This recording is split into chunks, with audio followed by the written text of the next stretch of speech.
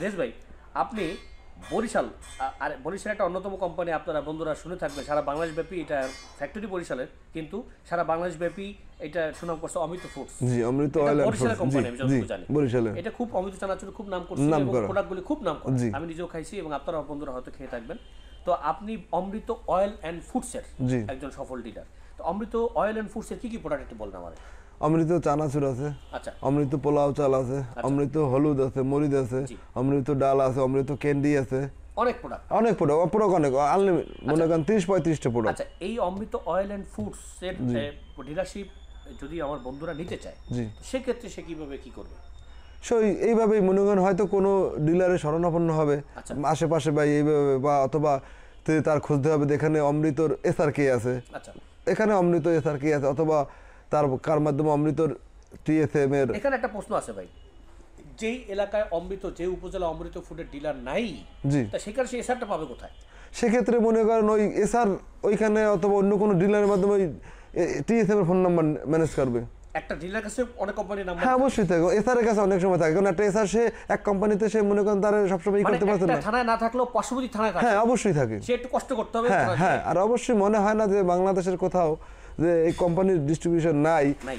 আছে, সব কোম্পানি কম বেশি আছে, যেগুলো নতুন কোম্পানি মনে করেন এখন অনেক ক্ষেত্রে ভাই একটা কথা বলি ভাই, অনেকে বলে ব্যবসা ক্ষেত্রে লস খেয়েছে অনেকে। কিছু কিছু কোম্পানি আছে যেগুলো মনে করেন হঠাৎ আসে, অতিথি পাখির নেই, শীতকালে যেমন অতিথি পাখির আগমন করে সেরকম হঠাৎ এসে আপনাদের মনে করেন প্রচুর পরিমাণে লাভ দেখাবে, জি। অথচ মনে করেন 3 মাস ব্যবসা করাবো তার অস্তিত্ব নেই। সেগুলো আগে নিজে জাস্টিফাই করতে হবে, আমি এই কোন কোম্পানির ব্যবসা করবে, সেই কোম্পানি কতটা বাংলাদেশে স্থায়িত্ব আগে ছিল বা আছে, আচ্ছা। তার উপর নির্ভর করে তারপর সে কাজ করতে হবে। আচ্ছা, এখন অমৃত অয়েল এন্ড ফুডস এর নাম করা কোম্পানি গ্রুপ আগে ছিল না, এখন খুব রাইজিং কোম্পানি। এটা নিতে হলে কত টাকা লাগতে হবে নতুন? এখানে 2টা গ্রুপ অমৃতর, দুই গ্রুপে এভারেজ মনে করেন আমার নাজিরপুরে সেলস আছে 10 লাখ টাকার উপরে। অয়েল একটা আলাদা, ফুডের আলাদা? না, এখানে সিস্টেম আলাদা, মানে একই অয়েল অয়েল ফুডস মিশানো, হ্যাঁ ভাগ করা, মনে করেন চানাচুরের কালার আলাদা, সিস্টেম ওয়াইজ সব জিনিসের প্রোডাক্ট আলাদা, সাদে আলাদা সিস্টেম আর কি, সেরকম আর কি। দুই গ্রুপে এভারেজ নাজিরপুরে 10 লাখ টাকা সেলস আছে। 10 লাখ আছে? জি। তো এটা নিতে হলে আপনার কত, 10 লাখ টাকা লাগবে? না না, 50% লাগে, 5 লাখ টাকা লাগে। আচ্ছা, 5 লাখ টাকা সে লোডিং করলো, জি। লোডিং করে তার ইনকাম কেমন হতে পারে? 70,000 কমপক্ষে? হ্যাঁ, সর্বনিম্ন 70,000 টাকা। এটা শুধু আমি ধরছি আপনার 7% আসে 70,000 টাকা, এরপরে তো আপনার অমৃত ফুডে 7%? জি। আচ্ছা, 70,000 টাকা ন্যূনতম ধরছে? হ্যাঁ মানে ন্যূনতম সিস্টেম? হ্যাঁ, ন্যূনতম 70,000 টাকা, সেক্ষেত্রে তার লাভ আসবে। আপনি সর্বোচ্চ রোলিং করে কত পর্যন্ত যেতে পারছেন সর্বোচ্চ?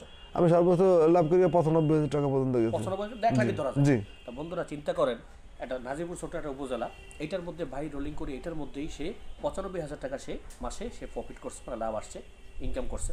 তো আপনারা কেন পারবেন না? আমি জানি না যে আপনারা কোথা থেকে ভিডিও দেখতেছেন, কোথা থেকে নিতে চান। হয়তো এই উপজেলা আপনার চেয়ে বেশি, এই নাজিরপুর চেয়ে বেশি রানিং হতে পারে, ভালো জনপ্রিয় হতে পারে, সেটা দেখে শুনে যদি আপনি নেন তাহলে এর চেয়ে বেশি ভালোই ভাই, অবশ্যই আপনার চেয়ে ভালো তারা করতে হ্যাঁ, পারে। সেলস যেখানে যত বেশি হবে তার লাভের পরিমাণটা তত বেশি হবে। আচ্ছা, তাহলে তাহলে আপনি এই অমৃত অয়েল এন্ড ফুড আর প্রত্যেকটা যা বললেন সব নিয়ম একই। হ্যাঁ, এই অবশ্যই সিস্টেম নিয়ম। সে আগে হ্যাঁ, সে হ্যাঁ। ভালো কিছু করতে পারে এবং সে অবশ্যই। এই টাকা রোলিং করে সে নিতে হ্যাঁ, পারে। অবশ্যই।